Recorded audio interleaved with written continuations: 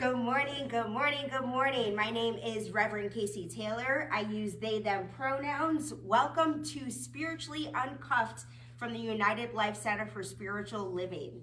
We're currently located at 3810 North Tulsa, and I think we're going to be located here for a while. This space really is working out for us. We got office space down the hall. This event center allows us to do things like we're doing cozy for February, and in March we're gonna turn the lights on and turn up for the spring. So we've got live performances in March, but Deanna Reed is helping give us our cozy vibes today, or with a sound bath for the month of February. Deanna Reed's been helping ground us in our spiritual truth and understanding.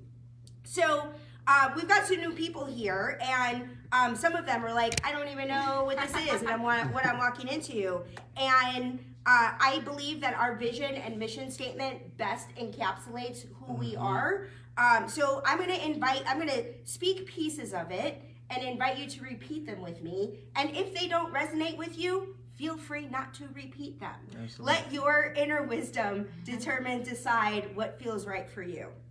So this is who we are, our vision and mission statement. We are a loving, inclusive community. We are a loving, inclusive community. Joyfully expressing spirit. Joyfully expressing spirit. We honor, celebrate, and support each individual. We honor, celebrate, and support each individual. Awakening to their spiritual magnificence. Awakening to their spiritual magnificence. We empower each other. We empower each other to create happy, healthy, abundant lives. To create happy, healthy, abundant lives. And in that place of empowering each other to create happy, healthy, abundant lives, our resident elder, James Palmer, who has been a member of this center for 56 years, has been sharing his story with us over the last few weeks, and today is the exciting conclusion. Been hearing about this bombshell in the final, in what brings us to the present moment of how James became the incredible light being that he is. So James Palmer, take us away. Okay, the topic was letting go, a new way of being together. In a sense, I've made a full circle in my life coming back to Oklahoma. My name is James Palmer. I'm a Seminole Creek Indian, and I was born in Wewoka in 1942. And the first of the month was my age from 1 to 16, and 16 to 36, and 36 to 60. Today is from 60 to 82. Wow. So during my stay in Hollywood, California, I got to meet Terry Cole Whitaker, and I got her autograph because she was doing a seminar at the Aquarius Theater, and so that's how I met her. She was on TV first, and I watched her, and then she finally showed up. And she actually came to our church on Meridian. And starting from the last episode, I was working at Coldwell Banker Real Estate Company. Diane Dixon was the person who trained me. We became wonderful acquaintances and friends eventually. And she, her husband passed away, and she traveled to Africa and Rome and Italy, all the countries in Africa, and Ireland, and the list goes on. She sent me postcards, which was great. And during this time, she has Alzheimer's. So I've not seen her in 15 years. So when I moved to Coldwell Banker, I had a boss, Joe Love, and she was a person who was, she was always right. You could be wrong, even if you were right. So she brought me in office because I was advertising houses, and she said, you put the wrong houses in the front, you need to go in the back. I said, well, you told me to put the $1 million homes in the front so that people could see it. She said, well, I want these up here. And she said, where's that folder I asked you for? I said, I gave it to you. She said, no, you didn't. I said, I certainly did. I said, you put it underneath that stack over there. And she looked at it, and she kind of looked at me and said, you owe me an apology. And I said, I'm not going to apologize to you. I've done nothing wrong. And she said, you wanna take a walk outside and go around the block, cool off? I said, can I ask you a favor? And she said, what? I said, will you go with me? So after that, she never bothered me.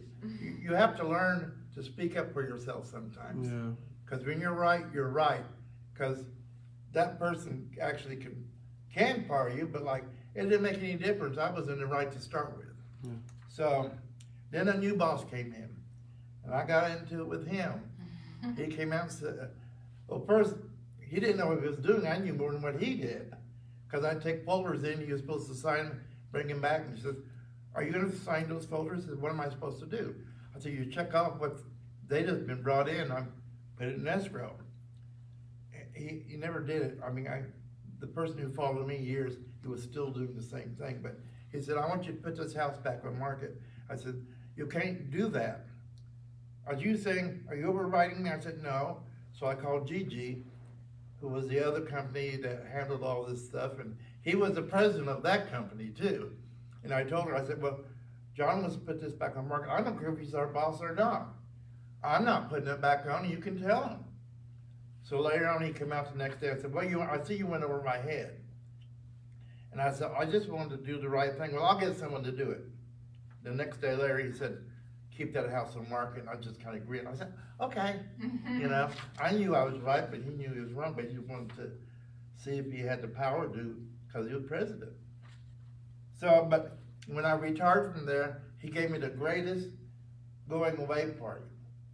It was really nice and a lot of gifts and money and everything. And I said, maybe I should come back to work and start again and retire again.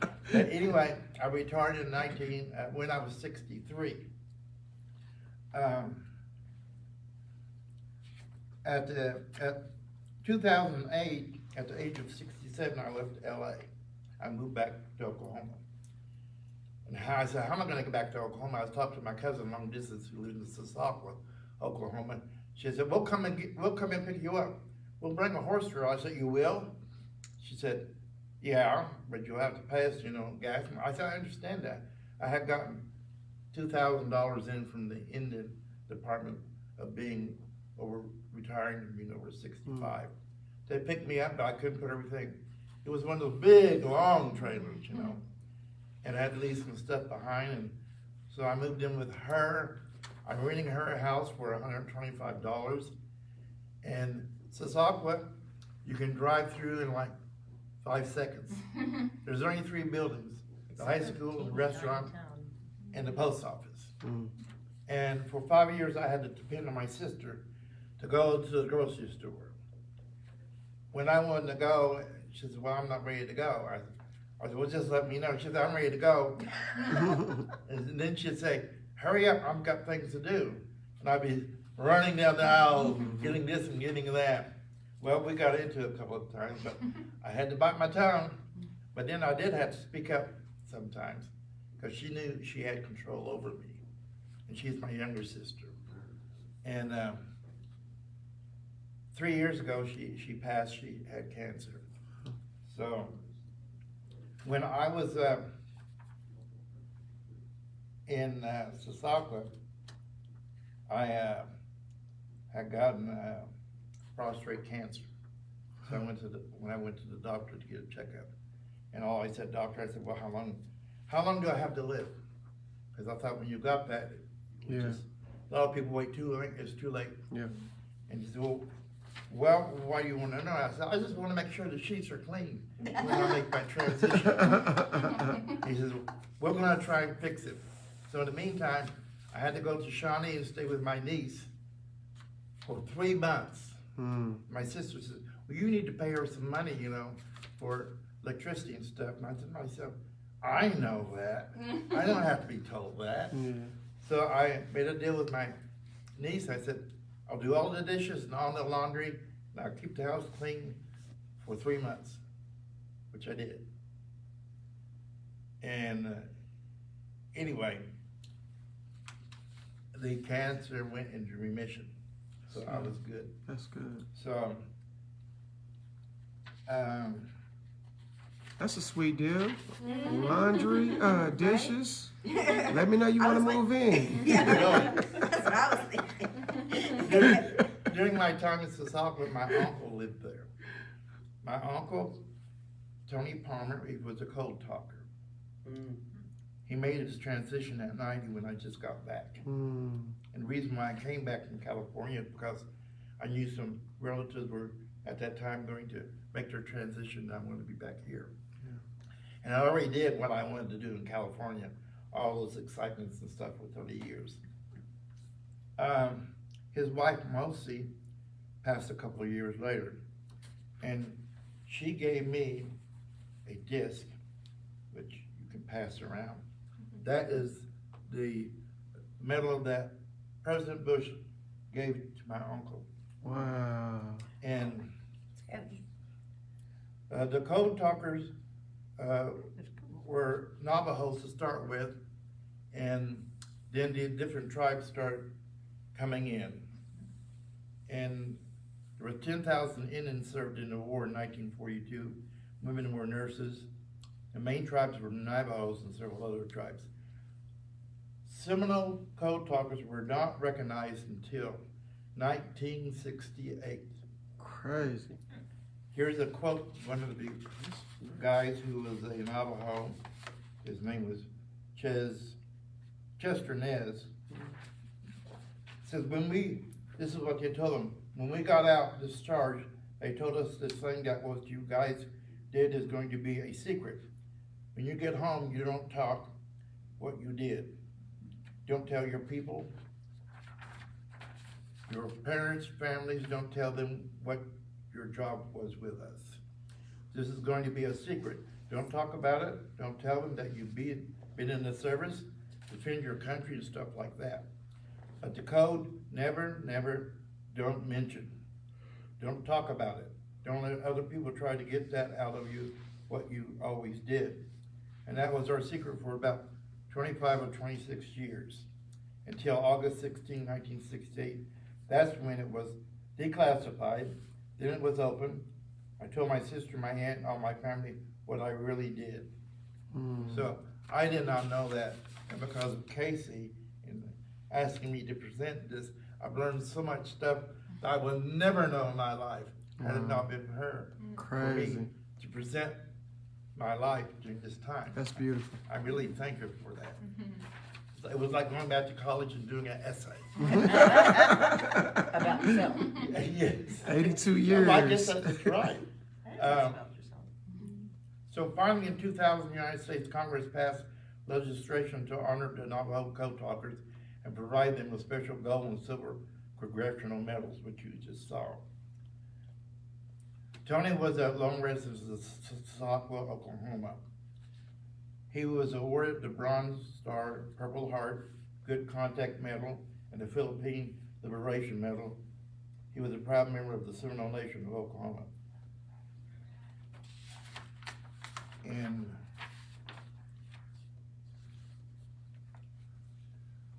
let's see, okay. After I had the treatment of radiation, I started making a treatment that I had to get out of Sassauga within 5 years. That was my goal.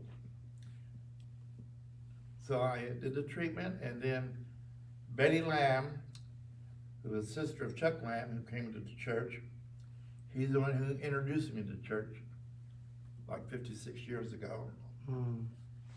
I cleaned his house and her house, and she could drive all the way down and come back. It must have been a 3-hour drive. And she'd come every month and pick me up for a couple of years. So, and Chuck was my friend for all that time. And when she was taking me back, she said, well, you want to stop and pick Charles up? And I said, no. I said, we'll just go on. So when I got home, and later on that night, she called me and said, Chuck had made this transition. He had passed. And I was supposed to go eat with him that Saturday, but her and I got the flu at the time, so I just told him I couldn't make it. He understood, you know. So, because of that, this is a 5-year period, and Chuck gave me his house in the will. So I got his house paid for and everything. All I had to do is pay taxes, which was $78. Come on, man. That's amazing, man. After all those years. That's awesome.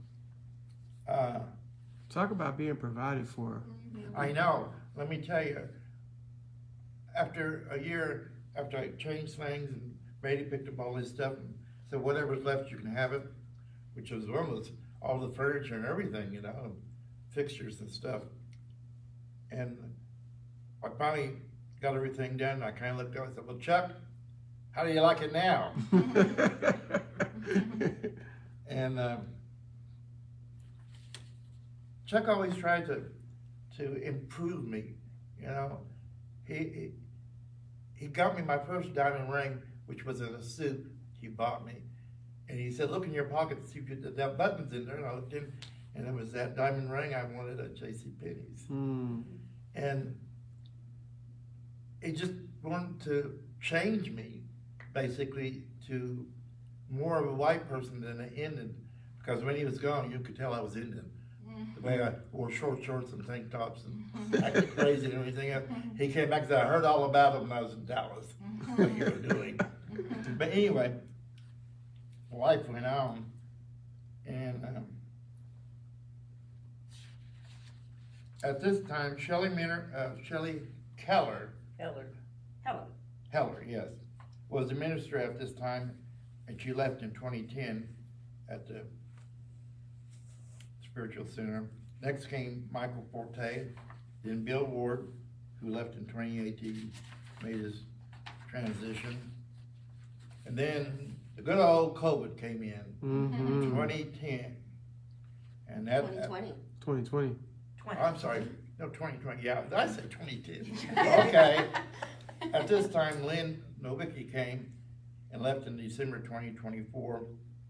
And now we have Casey Taylor Bam, bam, bam, bam. as senior minister, and her installation as our minister will be on May 31st, Saturday. 2017, I started having Christmas parties. Because Johnny Wright, we were in a meeting, and I was talking about the house, and said, well, you'll have to invite us over. I said, okay. So I started my Christmas parties. And at that, my first Christmas party, I went to the store to get something I left out. And you remember Peter and Jerry. Jerry's daughter called me and said Peter had passed. He made his transition. I had talked to him a week before on Skype. So, and then for several years, Jerry served as a staff minister at the Center for Spiritual Living in Palm Springs, California. Remember I told you he was an atheist. So he became a minister. He had Alzheimer's. He lived his final years with his daughter in Guatemala. Made his transition March 8th, 2024 at 87. Now you remember Paul and Tom, which was Vera and Gooch, which I named them after Annie Mae when they called me Mae. We always had nicknames. So in 2016, I got to talk to Paul on Zoom. A week later, his sister called me and said Paul had made his transition, and he became a chef in San Francisco. And she said, Paul always talked about you. He said, were always joking, acting silly. I said, yeah. I said, well, I'm glad that you called me, because now I won't have to send any more cards out each year and save 48 cents. And she just started laughing. She said, yeah, that's the way you said you were. And she said, I'm glad you said that, because you still have that charisma. So when I got COVID in 2023, December, I had to have my gallbladder removed and surgery on my liver for cancer. And 2 weeks after the surgery, we're getting to the end here. I came down with a walking pneumonia and COVID at the same time. And during the next year, I had to have a hernia operation. And now I'm doing the best I can in my life and keeping my life and keeping busy. To sum it up, life is just beginning at 82. I'll be 83 in May. And without the knowledge of science of mind and practice and the people I've met, that my life has been great and wonderful. And waiting to meet more people along the way in the next, 82, in the next 17 years, then I will be 100. And when I'm 100, I hope I get to talk to at least 100 people out in the audience at that time. So spread the news, and I'll see you in 17 years. All right. And, That's gonna happen. and one thing about doing this project is that I know I do not have Alzheimer's. But I just want to say it's because of KC that I've experienced my whole life in the last month, from 1 to 82.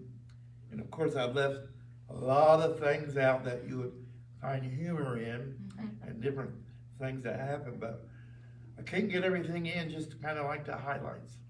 So I just wanted to share this with you. Thank you so much, James. That's beautiful, So James touched upon a couple of things so let me just first say, our theme for this Sunday is letting go, a new way of being together. And James really grounded us in this and showing his experience of the things, of beliefs that no longer served, and coming into this new way of being with the science of mind. And for those of you who are here for the first time and like, what the hell is science of mind? I think it's important to touch on, because one of the things that you said, you've mentioned a few times the word transition. And the science of mind, religious science, New Thought community uses the word transition instead of death, because it's this understanding that life itself is eternal. And where the scientific basis of that is that energy itself is eternal. All of the energy in the universe is all that there's ever been. It's never been created or destroyed. It is only transferred. So we believe that this experience of life, that as James Palmer, becomes 115 and his essence and being transitions into someplace else. All of these people that he spoke of, their essence and transition, or they transition into a different way of being. And what I love about the science of mind is we don't tell you what happens after that. We just say it's a transition. We acknowledge, celebrate, and honor this person's life as it was, and trust and know that they're going off to the right and perfect thing wherever that looks. So that was one thing I wanted to touch on. I made notes for myself as you were talking, because I was like, I want to make sure that I don't forget what it is that I got, what I'm thinking about. So thank you.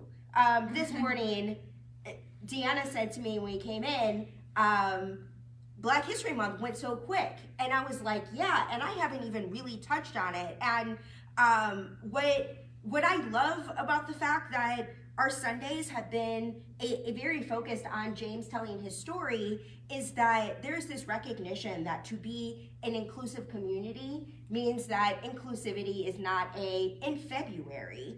We talk about Black history and Black history alone, that we celebrate and honor an inclusive way of being 365 days a year. And this month in particular for me, and I mentioned this last week, that I found this book. I heard the author on NPR. The book is called Original Sin, The Miseducation of Black and Native Children, or something along those lines. Original Sin is the first thing. Eve Ewing is the name of the author.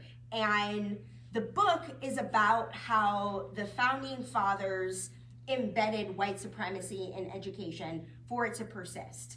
And the book really speaks to how the education system was designed to erase Native people and to keep Black people and Hispanic people in a place of submission. Black people more namely, because of the transition of chattel slavery into some experience of freedom. Economics. Say it again? Economics. Economics, yes.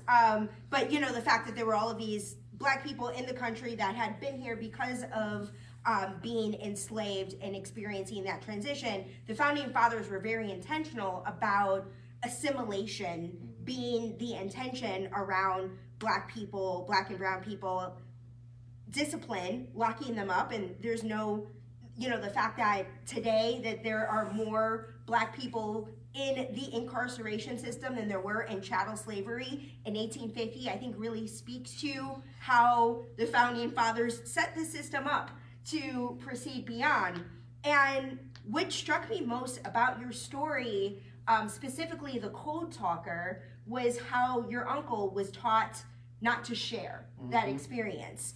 And so reading this book really emphasized the intention of how there was an effort made to assimilate Native children, and they didn't do it. They protested, they secretly spoke their language in private, and despite all of the torture, despite the fact that they took Native children out of their homes and families and brought them into these schools and made every effort to re-educate them, to assimilate them, they were resistant. And so eventually the government gave up in some ways. It took some time for some of those boarding schools to close, but essentially it was written into the fabric of our culture that Native voices are to be silenced, and we pretend like this community doesn't exist. And things like inducting, inspiring, asking Native people for their help, and then don't tell anybody that you did this for us. And you know, you shared this story from your personal experience, and this is our experience of being together in culture, that we all grew up, went to these schools. Deanna spoke of if she ever had children, she wouldn't want them to go to public schools. And I was saying that it doesn't matter whether you raise them in a public school or wherever, like they still live in this world. We live in a world where we're socialized to silence Native people and socialized to keep Black people in a place of submission, lock them away, discipline them, give them detention, all of these kinds of things. So the book was about, touched upon that. And then after I finished that book, I started this book, God is Red. I do not remember the name of the author right now. And again, that book delved into it a little bit more. I'm like literally in chapter 1. I finished chapter 1 while I was working at the shelter yesterday. And I'm so glad that things were calm enough at the shelter that I had enough time to read a chapter of my God is Red book while I was there.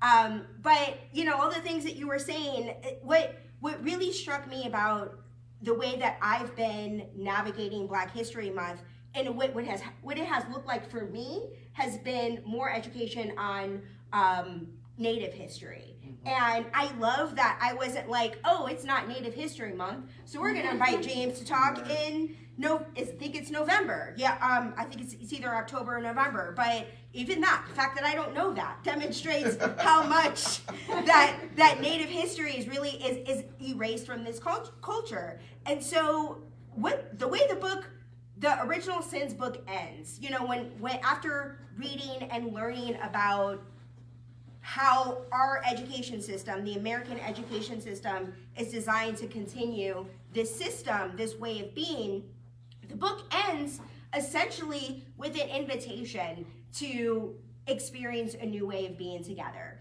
and spoke of how historically Native and Black communities have come together throughout American history, but not very often. And the book was basically like, come on, y'all, like Native people, Black people, people of all ways of being that recognize that this way no longer serves us. Let's do things differently. And one more thing I'll mention that Deanna and I talked about, but like our conversation this morning was everything. She said, this experience that we're in right now, just in this country today, and it's so great that this thing that we have was chosen a year ago. The writer of this material this month had no idea what this country was going to be doing a year ago when we put this together. And right now, we're experiencing letting go of the way that things have been. And right now, what we're doing here today is an expression of a new way of being together. I literally spoke at a panel, a virtual panel last Wednesday with people from the greater Centers for Spiritual Living community around the country, really speaking to how the spiritual centers, they used to be thriving. James spoke of Terry Cole Whitaker, who had a television show. The concept of New Thought used to be a lot more prominent and familiar, and I have my own beliefs as to why things are the way that they are today, but the Centers for Spiritual Living is in this place of experiencing a renaissance for, I believe, the very same reasons that this country is experiencing a renaissance. And in our conversation this morning, Deanna said, if you didn't figure this out in 2020 during the pandemic, you get another opportunity. Right now, the shift that is happening in the country is an opportunity to let go of the way that things have been. And the things that we talked about with letting go is this concept of financial freedom, right? That was what we were talking about, where we have this belief that you have to toil away to get your basic needs met. And for me, and for James really shared his experience of getting opportunities. It's $78 a year that you were paying in property taxes, or is it a month? Well, that's just how much it was a year. A year, that's what I thought. Wow. So like that experience of having secure, James's house is beautiful, by the way. These Christmas parties he has are there. I was too tired last year. I was at, speaking of Native, I was at the First Americans Museum earlier that day, and I was exhausted. It was the winter solstice, and I was exhausted by the time his party came around. But this experience, this new way of being that we're in, what I was invited to in 2020, this education, that book that I read, that Original Sins book, I was exposed to that information for the first time in 2020.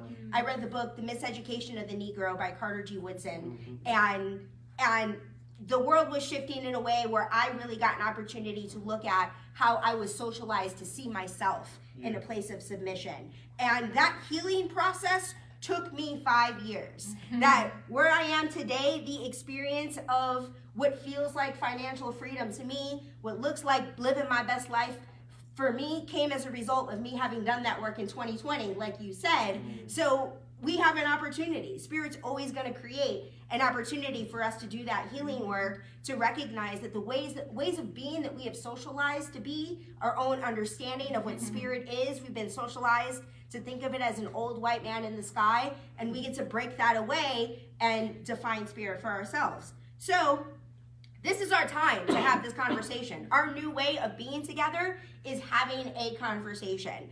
Spiritually Uncuffed sometimes will be me standing in front of a room with a microphone, and sometimes it's gonna look like this, where we're in a circle and we're having a conversation. So let's keep it going. What is letting go, a new way of being, mean for you? What does spirit mean for you? This is a spiritually uncuffed space for you to use whatever language you want to use and be who you are. If you've never been here before, don't feel like you need to know anything, because this is 2 months in to Spiritually Uncuffed. The people who are old heads don't know what we're doing here. So feel free to speak up, bring your voice into the room, and share what's resonating with you, what's connecting with you, what your inner wisdom is inspiring you to bring.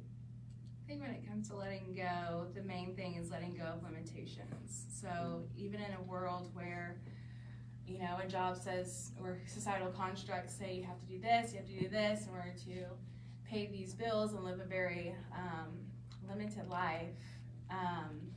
I think this wave that we're in right now is, again, like an opportunity to, let go of those limitations and see what is life like if I don't go with the grain and lead with my intuition and my love and my wisdom, and see where that goes, because good God, going this route is very soul-sucking. So we only have, one opportunity to be here. So what are we doing with our time? Like, I find it to be soul-sucking to, give your time and energy into something that you don't believe in and that doesn't feel right. And I think this is an opportunity for people to be shoved off the hamster wheel, to let go of limiting beliefs and kind of, lead a path of their own truth and whatever that is. And I think when you lead a path of your truth, you're able to lead with love and you're able to serve others in whatever gifts or forms that may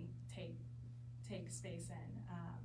So the art of letting go is to let go of limitations and to lead with love is what I get from it. I would say, I think it's a reminder that we're not human beings, but we're human becoming. Human becomings. We're constantly under this, under construction, going along with nature, and I think it's beautiful to know that part of letting go of the limitations is that we're constantly being expanded, and that expansion looks like creation. And I think that creation is where we can find nourishment, is where we can find intention being led by intuition that we don't often have space for. We live a very constricted life, and it kills us. I don't think it's in harmony with our natural origin and the makeup of it. And we see so much of it with these systems that haven't been serving us. And maybe they served for a cycle, and they were great for a cycle, but I think that, like 2020 showed us, is that if we continuously go against what's not natural to our makeup, what God wants to, the divinity that we're supposed to be realizing, that we won't be here. And that's unfortunate because you see an 82-year trial of many different arts of soul showing you co-creation, the beauty of wonder, the beauty of friendship, of compassion, of love, of joy. Even something so contrary to witnessing death and how we hold on to that attachment. Death is like such a terrible thing. When you look at it as a transition, it's like, I've done my assignment. It can allow you to see the beauty in these transitions into this next exploration. It helps you see that God didn't create these experiences to have fear. We're driven by so much fear. We're driven by power and ego. The founding fathers, who were very egotistical, very strategic in the way that they wanted to build an empire, which is dope in its way, but it was for their period. And we all have to go and evaluate those systems and structures for ourselves to say, what do we want to create in our world and allow this to manifest so that our kids and so our friends and family can enjoy that? That's what we're called to do. Beautifully said. But we got to let go. Along the lines of Donnell speaking of the power, ego, and fear, I think for me, it's letting go of any control that, especially the current environment of power, ego, and control, is letting go of any influence that might have on me. I alluded to this earlier before everybody got here. It's leaning into what is mine to do. And just, as Deanna, love, intuition, grace, that's the only thing that will win out in the long run, because that's what we are, human divine beings. So for me, it's letting go of even remotely being tempted to be sucked in to that, and just knowing what is mine and sticking fast to that. That's good. Something in my era or my season I'm learning of letting go more of, which it's fun. I love to do just inner work. It's what fuels me. So my ego thought I was good, and then I got triggered by a belief system of just like, why the hell am I procrastinating on a specific thing? And when I know I'm meant to do this, and so I was like, all right, well, why the hell am I avoidant of this? Like, what is the fear that's coming up from this? And even in that fear, the main thing that what I got from it for Cliff Notes is like the fear of failure. And what I'm reading in this book over here is there's no such thing as failure. There's only feedback. And in that feedback, you have the opportunity and the gifts to learn, to grow, to gain wisdom, to gain courage. And like, what is scary about that? So it helped me to continue to let go of failure, let go of fear, and flow into, the possibilities of whatever comes my way. There's no such thing as failure, just, feedback. So even if I'm not the greatest at it, that's cool. It's wisdom, and it's a stepping stone to get to wherever the hell I'm supposed to be going to, which I'm not meant to know, That's another thing, is letting go of the control of the future and what's going to happen, because I think it's you getting to meet you. for sure. I really do. I think it's you really getting, it's the soul's journey. The whole journey is really you getting to meet the real you. For sure. just unpacking, peeling the layers, yeah. peeling back the layers. And that real you is like, no, we've done this. That's not you. It's a layer of it. Yes. But even that failure, I got this relationship where I like this part, the impulsiveness, because I can be impulsive. But I like the fact that it allows me to experience mistakes. I look at mistakes as something awesome because it's like, unless you have a mistake, you're not really progressing. Right. You're not exploring something that's unfamiliar to you. For sure. And as hard as it is, especially if you grew up in a household where you get rewarded for the great things you do. Perfectionism. The perfectionism, yeah. Yeah. One of the things I did with raising my children, which is a long time ago now. they're older than half the audience. My kids are older than half the audience. I have grandkids and great-grandchildren. But one of the things I told them one day when I was, somebody, probably all of them, but one of them instigated something and they all did it. And it was like, one of those, as the parent part. And I looked at them and I said, one of the things I will feel like I'm doing a good job if I can teach you to cope with change. Because change is always going to be here. Yes. God. And watching them grow and learn and become has been absolutely fascinating. Yeah. Do they cope with change? Some do, some don't. Yeah. What can I say?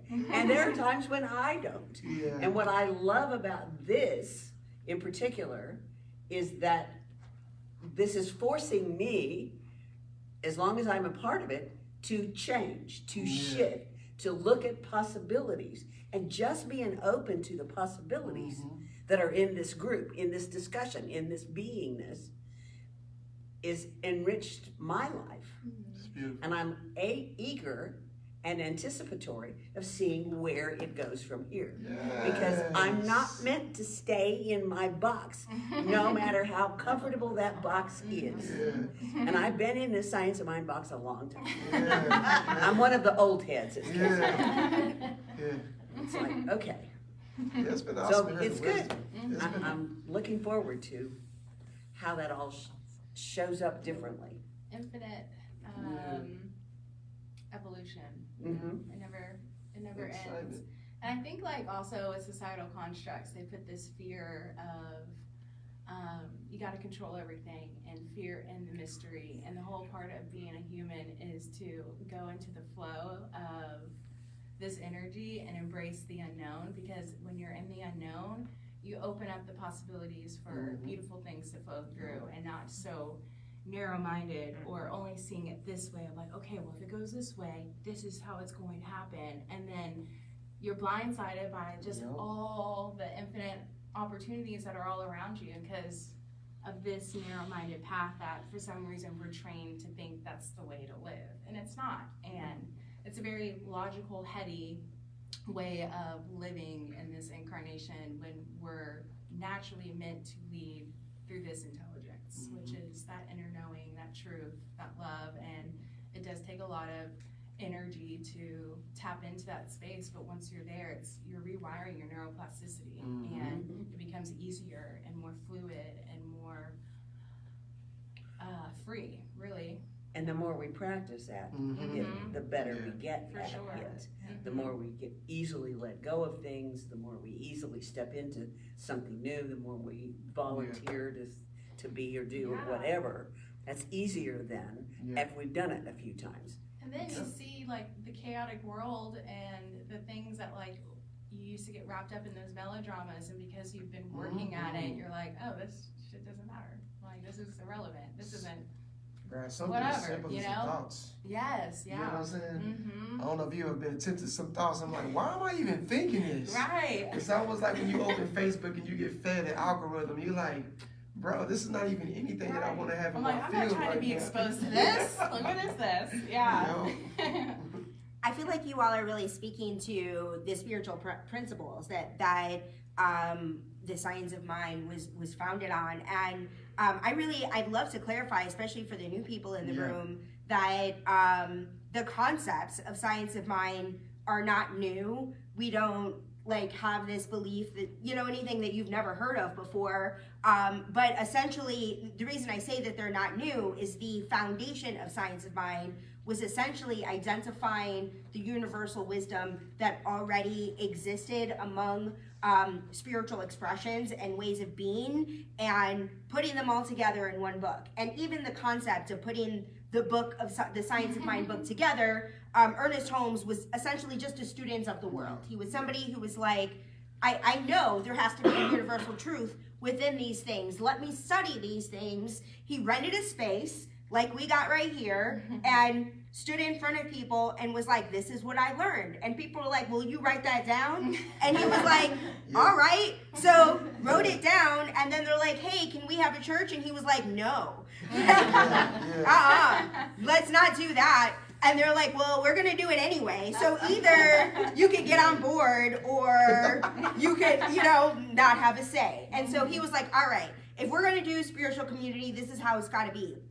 It's got to be open at the top. We cannot, there has to be this intention so that it doesn't become the static thing that spiritual communities, this is the issue with spirituality, is people make, you know, get comfortable and then keep doing things that They way. get comfortable with status quo. That's what it is. We got to be open at the top. And despite the fact that it is a guiding principle in what we teach is being open at the top, as Reverend Dr. Sue Ellen said, as an old head in Science of Mind, it's still hard to embrace change and to make these transitions. Like at the end of the day, we are all still human. So what spiritual community does is it gives us an opportunity to learn, to experience inspiration, to be a part of a community and share in that connection, and in the ways that what tools, what resources that we use to create those shifts. And in the Science of Mind community, those kinds of tools are things like meditation.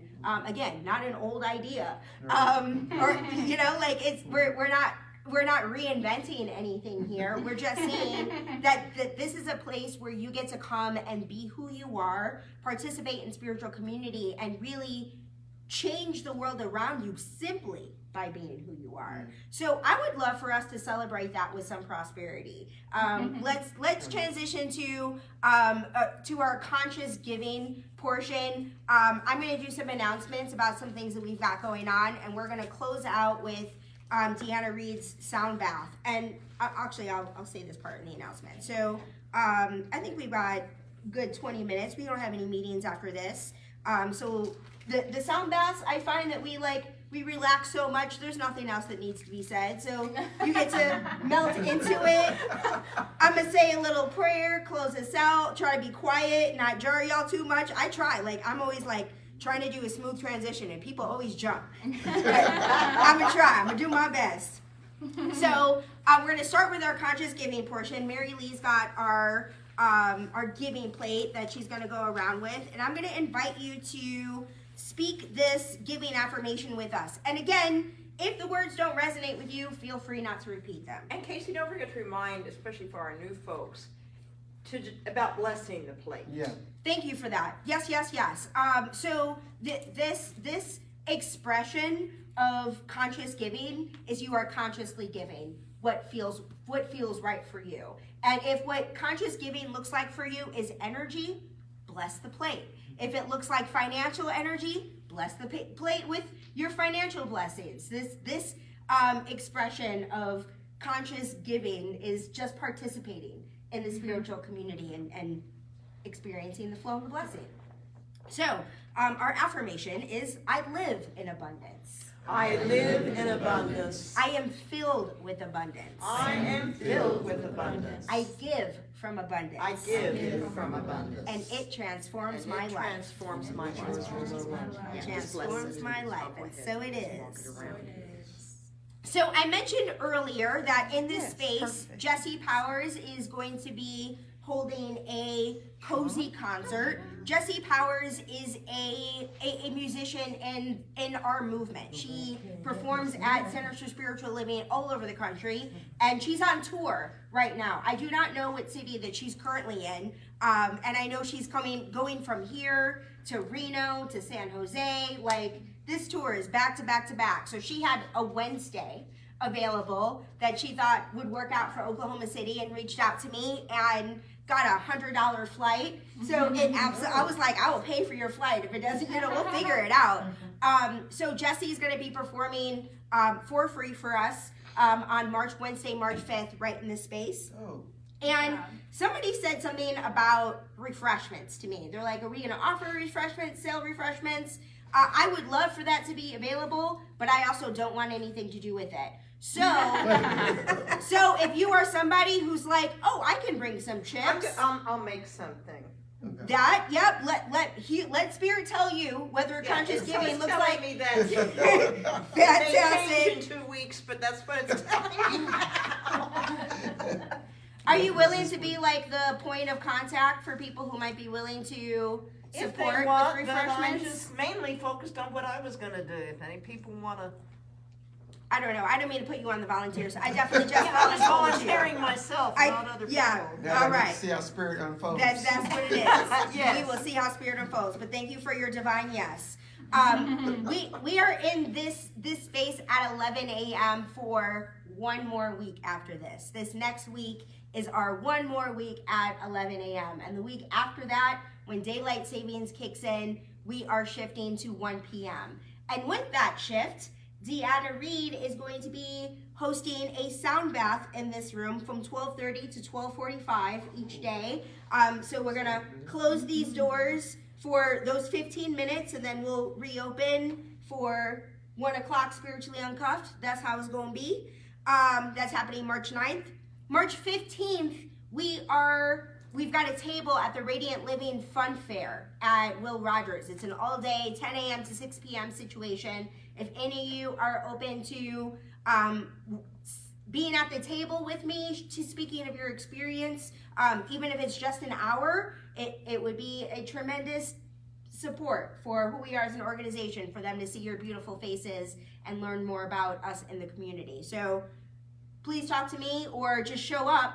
If you're like, oh, it's March 15th and it's 2 p.m. That thing's going on. Let me just hop into Will Rogers and check out the table.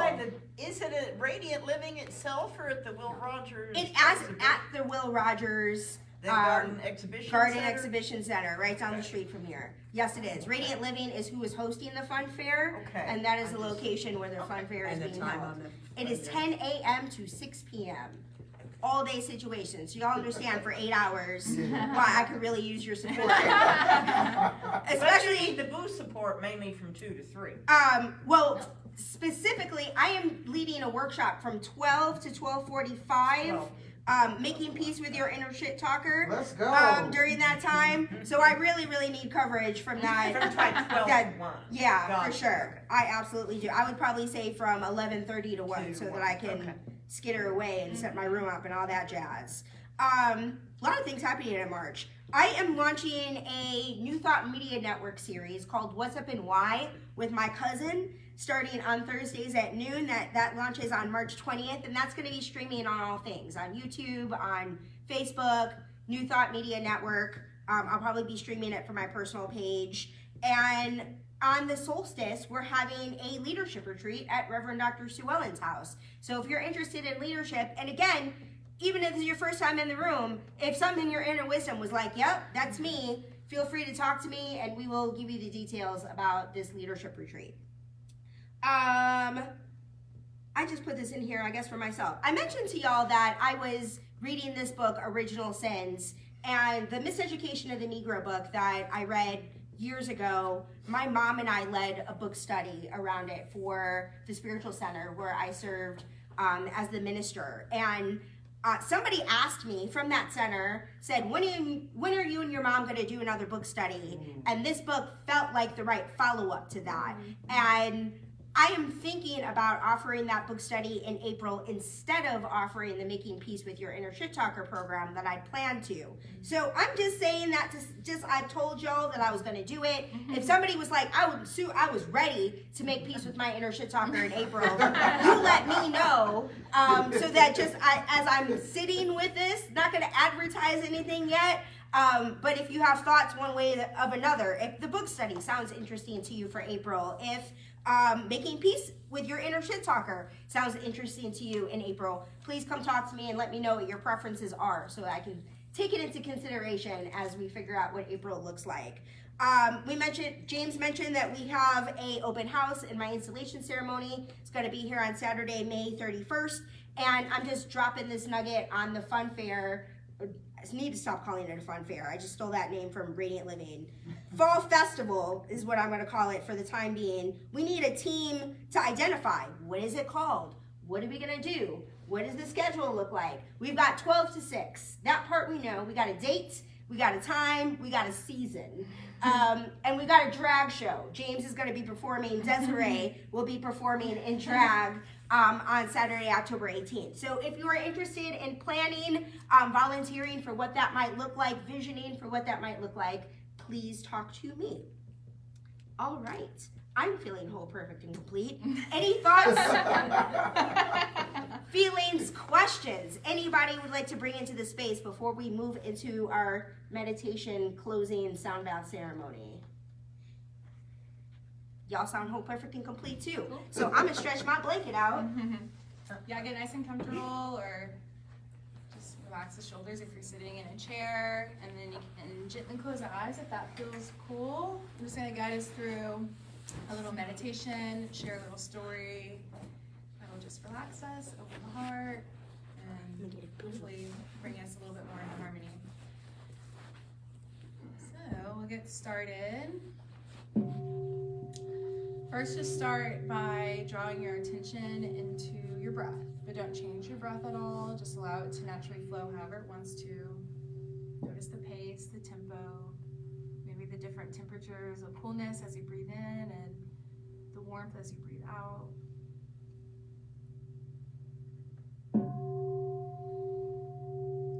And when you become aware and focus on your breath, you gently shift into this loving, open awareness. It's kind of sneaky. It's quiet, but it's powerful. Just continue to follow your breath. We're just going to try and rest and stay in this loving, open awareness for the next few moments. You might start to notice with every exhale, the body might start to relax a little bit more. See if you can let go of any tension in the shoulders, your jaw, your hands. Start to feel the earth supporting you.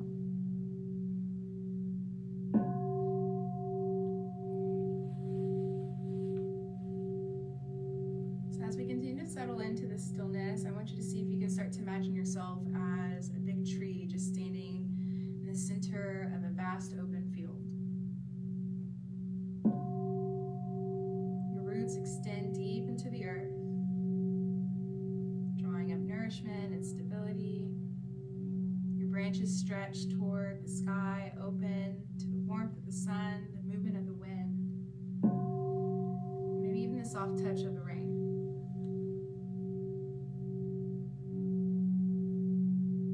With each inhale, feel your connection to the earth, to be here, to be now. With each exhale, allow any burdens, expectations, attachments to gently fall away, like autumn leaves drifting from the branches. Let go of the need to control. Let go of the need to be right, the need to have all the answers. Just be here, just breathing, aware.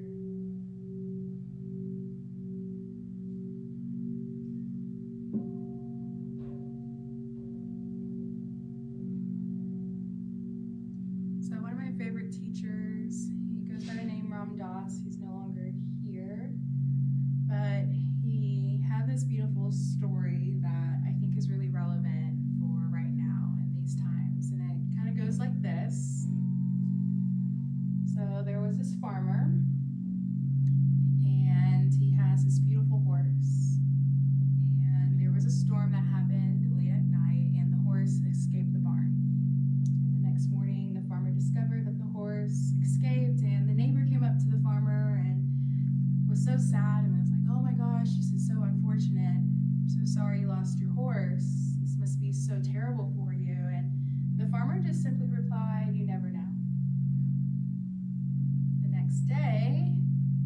farmer's horse came back with a beautiful stallion friend. And the neighbor came by and said, "Oh my gosh, what a miracle. You now have an extra horse. How lucky are you?" And the farmer just simply replied, "You never know." The following day, that beautiful stallion kicked the farmer's son and broke the farmer's son's leg. And the neighbor came by and said, "How tragic, how unfortunate. This is terrible. How could this happen?" And the farmer just simply stated, "You never know." The next day, the military came by to each family's home and drafted all the able-bodied men except for the farmer's son because he had a broken leg. And the neighbor replied, "Oh my gosh, what a miracle. You are so lucky. How could this have happened?" And the farmer just simply said, "You never know." And the whole moral of that story or premise is that we truly never know if we're about to have the best day ever. You never know if things that you think will break you actually turn into your biggest blessings. You never know if a roadblock or a redirection is actually aligning you with something much better. You never know if your struggles will be your victory story down the road. You just never know. Life has its ebbs and flows, and we really don't know how it's going to turn out, but we're here for the ride. There's power in letting go. There's power in embracing the great mystery. Or when you're in that space, that energy, you're limitless. You're free. Free to all the beautiful possibilities that life has to offer. But you have to stay in that vibration, that frequency. And you know how to do that. Taking time to be still, being present, quieting the mind and opening the heart like we've been doing this whole time.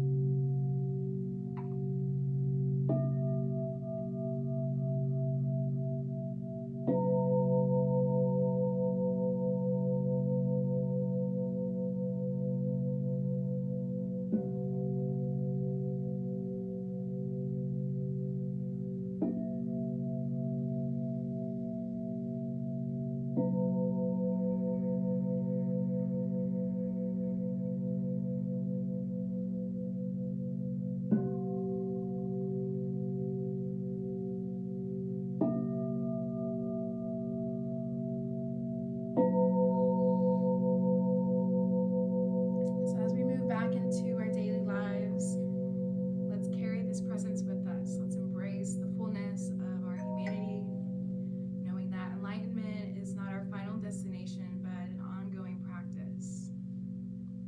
Let's honor our interconnection with all beings and commit to living with love, grace, and understanding.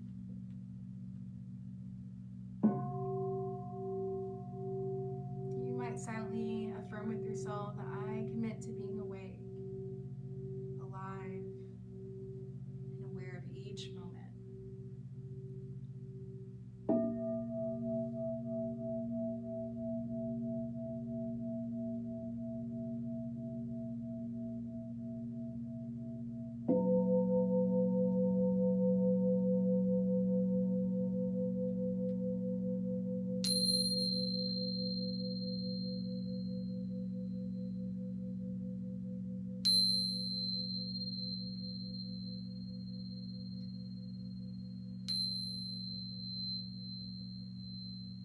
And then when you're ready, you can deepen the breath, the toes, the fingers, and come back to this space. Good job, everyone.